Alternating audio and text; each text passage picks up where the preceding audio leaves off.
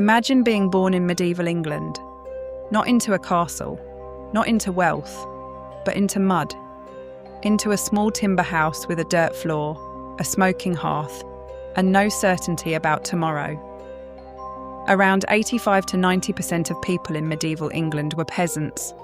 They were not knights, they were not nobles, they were survivalists, and their lives were far harder than most people imagine. Tonight, we step into their world. Born into your fate. For most peasants in medieval England, life was not a path to be chosen. It was a condition you were born into. After the Norman conquest, land became tightly controlled by Norman lords loyal to the crown. Entire communities were reorganised under the feudal system, where land ownership defined power and freedom. If your parents were serfs bound to a manor, you inherited not just their home and occupation, but their legal status. Serfdom meant you could not freely leave the land without permission. Marriage sometimes required the lord's approval. Moving to another village was nearly impossible. Your labour belonged partly to the manor. Even your time was not entirely your own. Unlike nobles who passed down titles, peasants passed down obligation. Childhood quickly transitioned into responsibility. By the age of 7 or 8, children were already assisting in fields, tending animals, or gathering fuel. There was no concept of career change or social mobility as we understand it today. Life was circular, predictable, and often unescapable.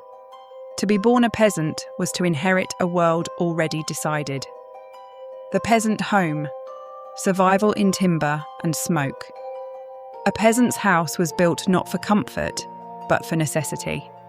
Constructed from timber frames packed with wattle and daub, a mixture of mud, straw and manure, these homes were fragile against harsh weather.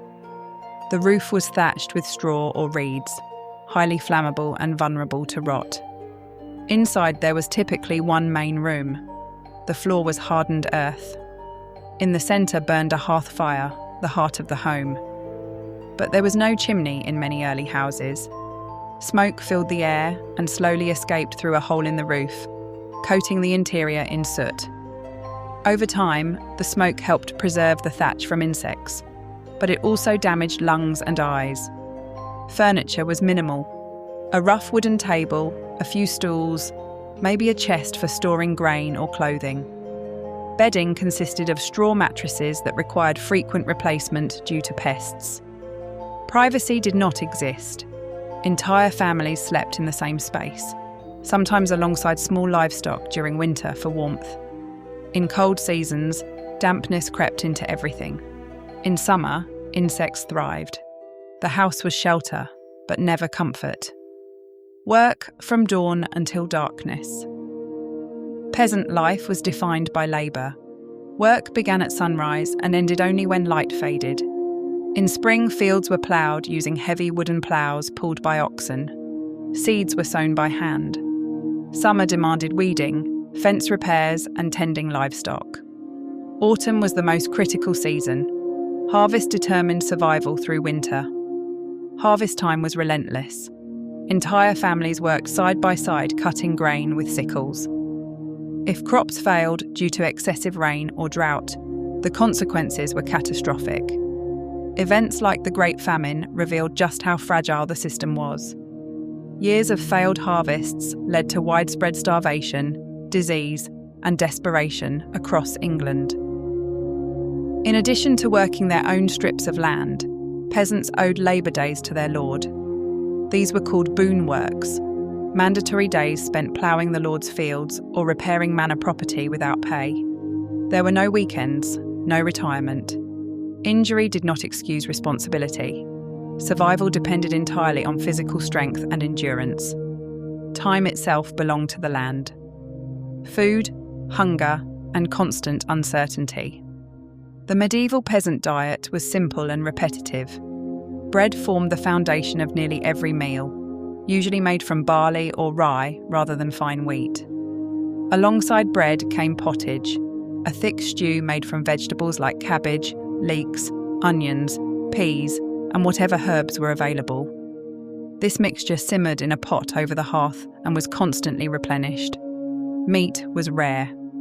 A pig might be slaughtered in late autumn, its meat salted for preservation. Chickens provided eggs when possible.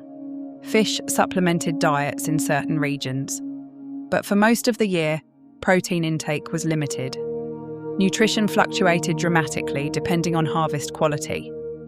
During times of scarcity, people mixed flour with ground peas, beans, or even tree bark. Malnutrition weakened immune systems, making disease more deadly. And when crisis struck, such as the Black Death, hunger and illness often worked together. Famine weakened villages before disease even arrived. Every meal was uncertain. Every winter carried risk. Food was not pleasure. It was survival measured one bowl at a time. Obligation, law, and the manor system. The manor governed peasant existence. At its centre stood the Lord's manor house and the parish church. Surrounding it were strips of land allocated to villagers within an open field system.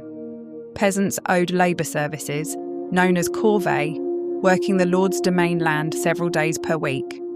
They also paid rent in produce or coin. Additionally, the church required a tithe, 1/10 of annual production. Royal taxation intensified during wars such as the 100 Years' War. These levies strained fragile households and contributed to unrest. Manorial courts enforced rules on grazing rights, inheritance disputes, and minor crimes. Justice was local and swift. Community pressure reinforced order. Yet the same system provided structure. In times of hardship, communal cooperation, shared tools, shared labour, could determine survival. Peasants were constrained, but they were not chaotic. Their world operated under deeply understood rules. Illness, mortality, and unexpected change disease shaped medieval life profoundly. Infant mortality was high. Childbirth carried serious risk. A simple wound could become fatal without modern medicine.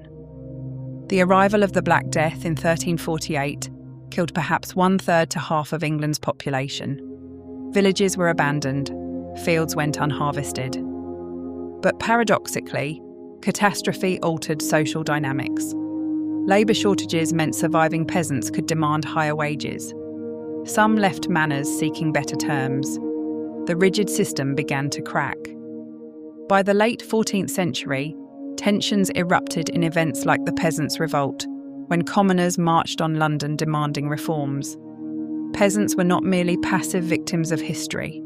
Under pressure, they became agents of change, community, faith, and meaning. Despite hardship, peasant life was not devoid of joy.